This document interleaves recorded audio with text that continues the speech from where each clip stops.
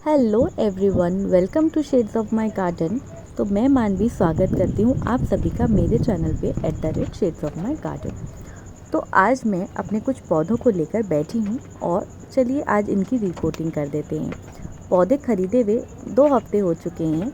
अब समय आ गया है इनको रिपोर्ट करने का। ऑलरेडी मैंने अपनी शॉर्ट वीडियो में ये वीडियो शेयर की थी, तो आप अगर देखना चाहते हैं तो आप वहाँ पे भी जाके दे सकते हैं। तो ये डिटेल वीडियो है जिसमें मैं अपने प्लांट्स को आपके साथ शेयर कर रही हूँ। तो फर्स्टली ये जो प्लांट आप मेरे हाथ में देख रहे हैं उसका नाम है सोंगोफिलिया और ये काफ़ी अच्छा प्लांट होता है। सबसे बढ़िया बात क्या लगती है ना मुझे प्लांटर्स की, कि एक पौधे से इतने सारे ढेरों पौधे बन जाते हैं। इसलिए बार बार इन्वेस्ट तो बिल्कुल भी मत कीजिए। एक पौधा खरीदिए, देखिए अगर आप कर सकते हैं इन्वेस्ट तो आप बिल्कुल कीजिए। बट मैं ये उन लोगों के लिए कह रही हूँ, कई लोग ऐसे हैं, कुछ बच्चे ऐसे होते हैं, कुछ बिगनर्स हैं जो पौधे ख़रीदना चाहते हैं। बहुत सारे बच्चों के मैसेज आते हैं कि दीदी आप कैसे इन चीज़ों को मैनेज करती हो और कैसे आप करती हो। तो मैं आपको बता दूं कि मैं भी एक टाइम पर, जब मैं छोटी थी, तो मैं इस तरीके से पौधे कटिंग्स लेके कोशिश किया करती थी। बहुत बार अनसक्सेस होती थी, नहीं पौधा चल पाता था। बट धीरे धीरे सीखते सीखते चीज़ें होने लगी और समझने लगी कि एटलीस्ट हमें सबसे पहले तो ये जानना है ना कि हमारा पौधा जो है उसकी क्या लैंग्वेज है, वो क्या हमें बताना चाह रहा है, क्या उसकी कैसी लाइफ साइकिल है, उसे हमें समझना है। जब हम ये चीज़ समझ लेंगे ना कि वो पौधा कैसे रिएक्ट कर रहा है, क्या उसकी रिक्वायरमेंट है, उसके बाद तो आप देखिएगा कि वो आपके साथ इतना फ्रेंडली हो जाएगा कि अगर आप उसको चलते फिरते भी किसी प्लांट में, मिट्टी में कहीं भी लगा देंगे ना, वो धीरे धीरे इतना हेल्दी होता चला जाएगा और इतने अच्छे से वो आपके गार्डन में ग्रो करेगा कि लिटरली आप खुद ही नहीं समझ पाएंगे कि एक दिन आप उस एक पौधे से कितने पौधे बना लेंगे। जैसे कि आप ये देखो, स्पाइडर प्लांट है और मैंने इसमें से 2 पौधे बना लिए। ये छोटा सा पौधा आया था और मैंने इसमें से 2 बना लिए।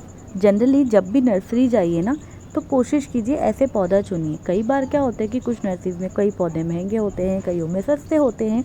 तो मैं तो जनरली ऐसी नर्सरी विज़िट करना पसंद करती हूँ जहाँ मिनिमम रेट पे होते हैं और उन पौधों को लेती हूँ और हमेशा ऐसा पौधा चुनती हूँ जिस पौधे में मैं शायद अपने पौधों को मल्टीप्लाई कर पाऊँ। कई बार क्या होता है कि हमें, कई लोगों को फोलिएज वाले प्लांट्स पसंद होते हैं। इट मीन्स कि हम गमले में स्पेस कम दिखे और जो गमला है वो पूरी तरीके से भरा होना चाहिए और वाकई में वो चीज़ काफ़ी सुंदर लगती है। बट धीरे धीरे ये भी भर जाएगा, ऐसा नहीं है। Patience is the key to success. तो इसीलिए पेशेंस तो रखना ही पड़ेगा। अगर आप गार्डनिंग करना चाहते हैं तो गार्डनिंग में पेशेंस तो आपको रखना ही पड़ेगा। ऐसा नहीं है कि पलक झपकते ही पौधा बड़ा हो जाएगा। अगर पौधा लगाया है तो उसको बड़ा होने में तो समय बिल्कुल लगेगा ही लगेगा। तो इसीलिए कभी भी परेशान नहीं होना। बहुत सारे लोगों के मैसेज आते हैं कि हमारा तो पौधा बढ़ ही नहीं रहा है। तो बढ़ेगा कैसे, उसको समय लगेगा ना। बच्चा छोटा सा एकदम से तो बड़ा नहीं हो जाता है। उसी तरीके से पौधे को भी टाइम लगता है बड़ा होने में। इसीलिए बस उसको हर 15 से 20 दिन में आप कोई भी ऑर्गेनिक खाद दीजिए और आपका पौधा आराम से बढ़ेगा। और जनरली मैं तो कोशिश करती हूँ कि पौधा लगा के भूल जाओ, बस उसको पानी देते रहो। पानी भी देते रहेंगे ना, खाद भी नहीं देंगे तो भी वो आपको देखना एकदम आपके गार्डन में खिलने लगेगा और बिल्कुल हेल्दी हो जाएगा। तो इसलिए अगर जब भी गार्डनिंग करिए ना, तो गार्डनिंग को कभी भी एकदम दिमाग में टेंशन लेके तो कभी भी नहीं करना है। गार्डनिंग तो है ही एक थेरेपी ऐसी कि हमें अपने माइंड को पीसफुल रखने के लिए करना है।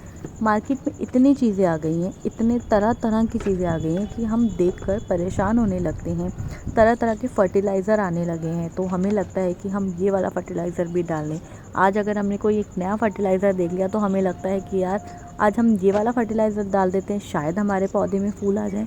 बट ऐसा नहीं होता। अगर आप एक ही चीज़ पे स्टिक रहेंगे ना, तो भी आपके जो पौधे हैं वो अच्छे से चलेंगे। और यही बेस्ट तरीका है अपने गार्डन को एक सक्सेसफुल गार्डन में बनाने का और कन्वर्ट करने का।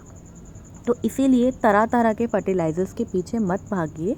कोशिश कीजिए अपने घर से सबसे पहले तो कंपोस्टिंग करने की शुरुआत करना स्टार्ट कीजिए। सबसे हेल्दी तरीका है। इससे आप अपने नेचर को भी प्रोटेक्ट कर रहे हैं और आप एक अच्छी खाद भी तैयार कर लेंगे अपने पौधों के लिए। उसके लिए आपको मार्केट से तरह तरह की खाद खरीदने की भी ज़रूरत नहीं है। तो इसीलिए कोशिश कीजिए बिल्कुल एकदम माइंड फ्री होकर गार्डनिंग करिए और बिल्कुल भी टेंशन लेने की ज़रूरत नहीं है, कोई ज़रूरत नहीं है तरह तरह के फर्टिलाइज़रों के लिए।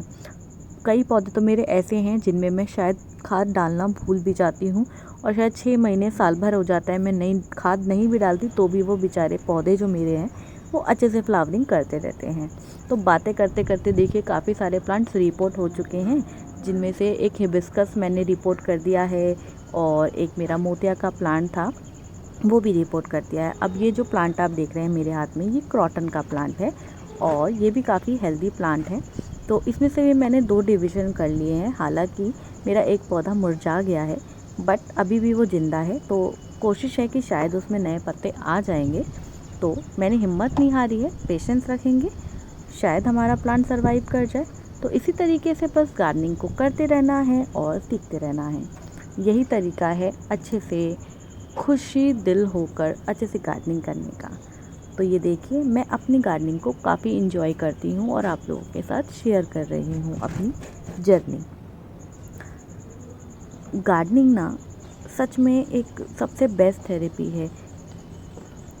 किसी ऐसी चीज़ों में लगने से बेहतर है कि हम अपने गार्डन को टाइम दें। अपने पौधों को लगाने से ही मतलब नहीं है, हमें उनके पास समय व्यतीत करना भी ज़रूरी है। कई बार लोग कहते हैं हमारा पौधा तो ख़राब हो गया, हमारा पौधा तो मर गया।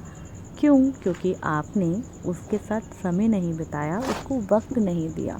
वो भी आपके एक बच्चे जैसा है, उसको समय दीजिए, उसके साथ समय बिताइए। कभी भी आपका पौधा नहीं मरेगा। और अगर मर भी जाता है तो हो जाता है, कई बार हमारे एनवायरनमेंट इशू हो जाता है या हमसे कोई गलती हो जाती है कि हम उसको अच्छे से न्यूट्रिएंट्स या कुछ सॉइल मिक्सचर हमारा ख़राब हो जाता है। तो कोई बात नहीं, ये सब चीज़ें चलती रहती हैं लाइफ में और यही लेसन है कि अगर चीज़ ख़राब होती है तो वो समय के साथ सुधर भी जाती है। तो इसी के साथ सारे पौधे जो हैं वो रिपोर्ट हो चुके हैं और ये देखिए सारे पौधे तैयार हैं रिपोर्टिंग होकर।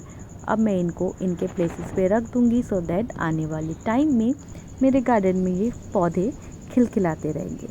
तो अगर आपको मेरी वीडियो अच्छी लगी हो, अगर आप मेरी बातों से बोर ना हुए हो, तो बिल्कुल मेरे चैनल को लाइक कीजिए, शेयर कीजिए और सब्सक्राइब करना ना भूलिए। आने वाली वीडियोस भी आपको मिलती रहेंगी मेरे चैनल पे। और अगर आप इंस्टाग्राम पे एक्टिव हैं तो आप मुझे वहाँ भी फॉलो कर सकते हैं और आप मुझे फेसबुक पे भी फॉलो कर सकते हैं शेड्स ऑफ माय गार्डन के नाम से। Thank you for watching.